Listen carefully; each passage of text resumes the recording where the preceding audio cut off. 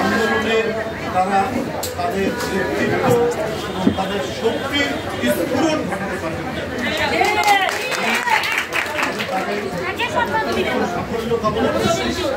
তারা প্রতিটি থানায় ওয়ার্ডে জাতীয়তাবাদী মহিলা দলের শক্তিশালী ঘাঁটিতে পরিণত করবে এই বিশ্বাস নিয়ে আপনাদের সকলকে আজকে আমি বিএনপি আমার নিজের পক্ষ থেকে আন্তরিক শুভেচ্ছা এবং প্রাণ ঢালা অভিনন্দন জানাচ্ছি।